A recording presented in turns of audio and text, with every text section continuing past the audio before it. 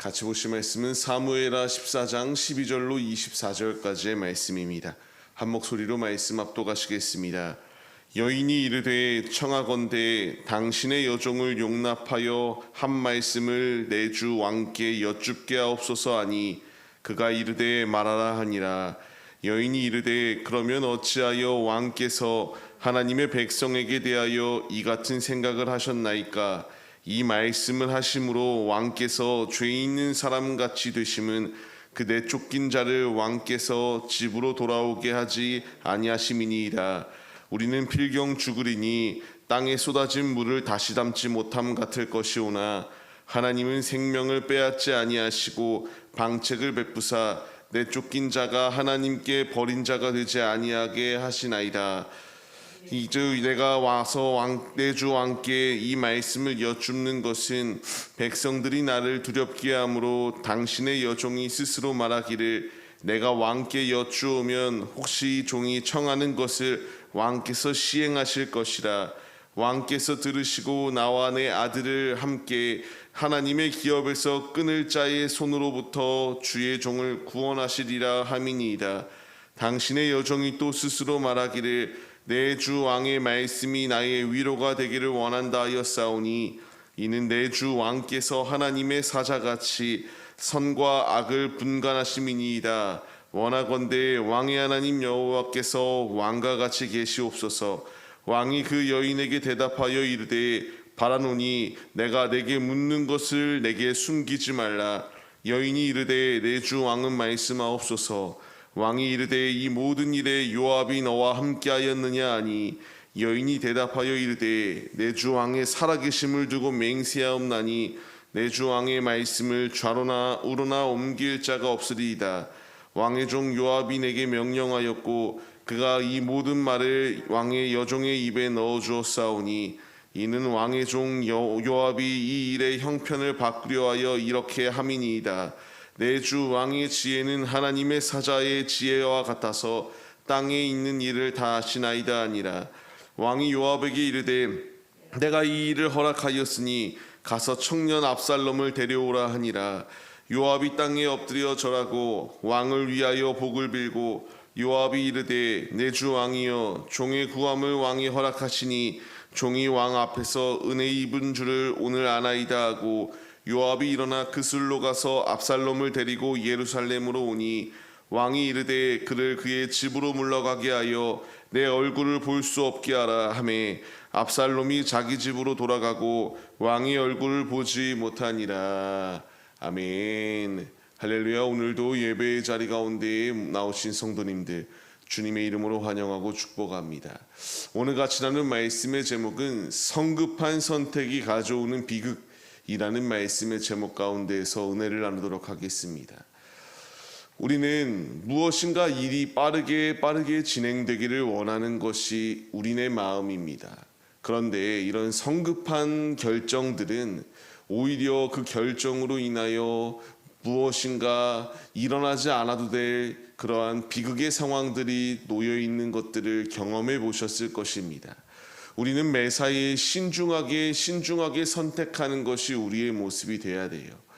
그냥 옆 사람이 이렇게 우리에게 바람 넣는다라고 표현을 하는데 이것이 좋다, 저것이 좋다, 옆에서 이렇게 부추긴다고 사람의 말에 움직여 행동하는 것은 그 길로 인하여 실패하고 그것으로 인하여 내가 절망 가운데 빠질 수 있음을 주의해야 되는 것이 우리의 모습입니다. 어제 말씀을 통하여 이제 이 드고아의 여인의 이 연기 가운데에 흠뻑 빠져버렸던 다윗, 자신 역시 감정이입을 하며 그녀 앞에 이 남아있는 한 아들을 마저 죽이려고 하는 그 악한 자들의 모습 가운데서 내가 너를 지켜줄 것이다 하나님 앞에 맹세하며 자신이 이 일을 이루겠다라고 말하였습니다. 이제 이 여인이 계속하여 이야기합니다. 본격적으로 이야기하는 것이 무엇이냐면요, 결국 목적을 이루기 위한 말을 하기 시작합니다. 그렇게 당신이 사랑하는 압살롬을 왜 당신은 그냥 그술 땅 가운데에 내버려 두고 그를 이 땅으로 다시 데려오지 아니하는 것입니까? 라는 것을 묻습니다.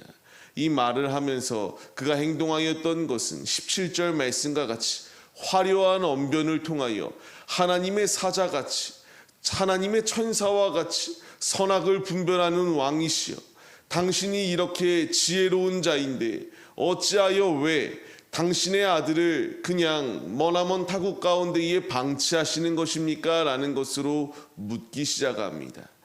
우리는 이 언변을 조심해야 됩니다. 화려한 말이 나를 구원의 길로 인도하는 것이 아니라 화려한 언변이 우리를 성공의 길로 인도하는 것이 아니다라는 사실을 주의 깊게 생각하며 나아가야 됩니다.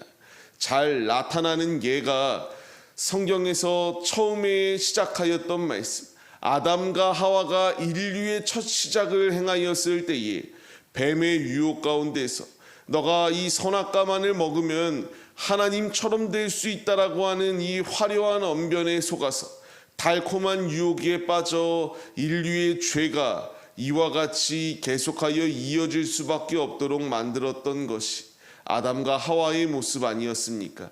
우리는 이 언변에 빠져서 사람의 말에 귀를 기울이고 사람의 말대로 행동하기 시작하면은 넘어질 수밖에 없음을 주의 깊게 생각해야 됩니다.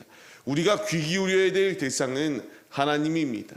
말씀드렸던 것처럼 다윗에게 필요하였던 것은 이렇게 사람의 말을 경청하였던 것이 필요하였던 것이 아니라 하나님 앞에서 기도하며 이것이 맞는 행동인지 맞는 결정인지 이와 같이 물으며 나아가야 했던 것이 그의 모습이었습니다. 그러나 그는 그렇지 않았습니다. 분명히 이 말을 들었을 때에 이제 이 말을 하게 한 이가 요압이냐라는 것을 묻습니다. 그때에 이 여인이 요압이 내게 시켰고 나의 입에 주입한 말이다라는 것을 이렇게 고백하게 됩니다. 이 말을 듣게 되면은 이제 그 모든 일들을 다시 철회하는 것이 마땅하였습니다. 그러나 이미 하나님의 이름으로 맹세하였습니다. 성급한 맹세를 하였고요. 자신이 이것이 잘못된 그러한 선택이다라는 것을 그냥 옆에서 유혹의 말을 하는 것임을 알면서도 불구하고 그 말을 수용하여 그대로 압살롬을 데리고 오게 됩니다. 근데 데리고 오긴 데리고 오는데요. 그의 고백을 봐야 됩니다. 다윗이 압살롬을 데려오라 할 때에 내 아들 압살롬을 데려오라 말하지 않아요. 청년 압살롬을 데려오라고 말합니다. 아직 압살롬을 받아들일 준비가 되지 않았던 것이 이 다윗의 모습이었어요. 24절 말씀을 보게 되면은 이제 그가 직접 압살롬을 만났던 것이 아니라 왕궁으로 불러들이지 아니하고 그냥 집으로 돌아가 자신의 얼굴을 볼 수 없도록 만들어 버렸습니다. 이와 같이 행동함으로 인하여 이 압살롬 역시 그 마음 가운데에 더욱더 분노가 차게 될 것이었습니다. 이제 이 말씀이 우리에게 주는 교훈이 무엇이냐면요, 아직 받아들일 준비가 되지 않았음에도 불구하고 성급하게 압살롬을 받아들인 결과가 무엇입니까? 결국 그 인간적인 유혹에 의하여 인간적인 성급한 결정을 통하여 압살롬이 나중에 반란을 일으키게 되는 이 비극의 상황이 다윗 앞에 도래하게 되었습니다. 우리 역시 성급한 선택을 취하게 되면은 그 결정으로 인하여 다윗이 쓰러지고 도망자의 신세로 바뀔 수밖에 없는 것처럼 우리 역시 다급한 순간, 위기의 순간이 다가올 수밖에 없음을 주의 깊게 생각해 봐야 됩니다. 우리에게 필요한 것은 성경 말씀을 통하여 그렇기에 분주히 나의 생각으로 나의 뜻으로 내가 원하는 뜻대로 하나님의 뜻을 자꾸만 방향을 이끌려고 하는 것이 아니라 모든 문제 가운데에 하나님 앞에 묻고 하나님의 뜻대로 움직일 수 있는 믿음의 모습이 우리에게 있어야 함을 분명하게 가르쳐 주시고 있습니다. 성급한 선택은 화를 불러옵니다.